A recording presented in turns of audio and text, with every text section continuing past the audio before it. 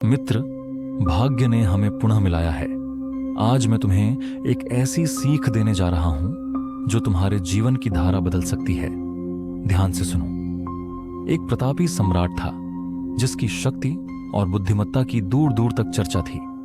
उसने अपने परिश्रम से एक समृद्ध और शक्तिशाली साम्राज्य खड़ा किया था, लेकिन उसके मन में एक गहरी बेचैनी थी। उसे सदैव लगता कि समय उसके हाथों से रेत की तरह फिसलता जा रहा है। राज्य के कार्यों में डूबे रहने के कारण न वह विश्राम करता, न परिवार को समय दे पाता, न ही स्वयं को समझने का अवसर मिल पाता। एक दिन वह एक संत के पास पहुंचा और अपनी व्यथा रखी।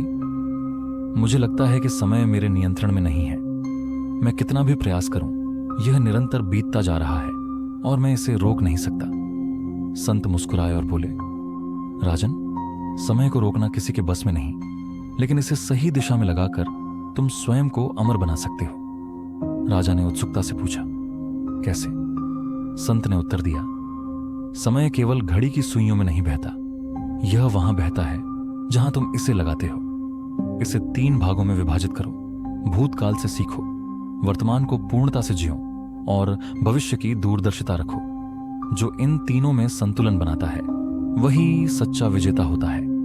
संत ने राजा को एक सरल किंतु प्रभावशाली कार्य सौंपा।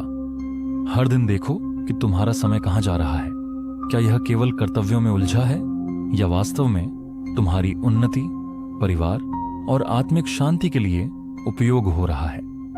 राजा ने इस पर अमल करना शुरू किया।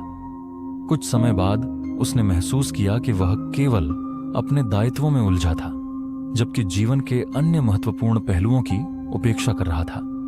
उसने संत की सीख को अपनाया, अपने कार्यों में संतुलन स्थापित किया, परिवार के साथ समय बिताया, आत्मचिंतन किया और राज्य का भी भला किया। धीरे धीरे उसने पाया कि अब वह पहले से अधिक संतुष्ट और प्रसन्न था और उसका राज्य भी पहले से अधिक समृद्ध। मित्र, समय अमूल्य है।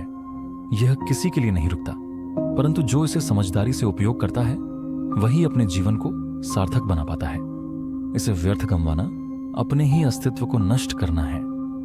अब मैं विदा लेता हूं, परंतु यह विचार अपने हृदय में रखना, समय तुम्हारे हाथ में है, बस उसे सही दिशा दो। फिर मिलेंगे एक नई सीख के साथ।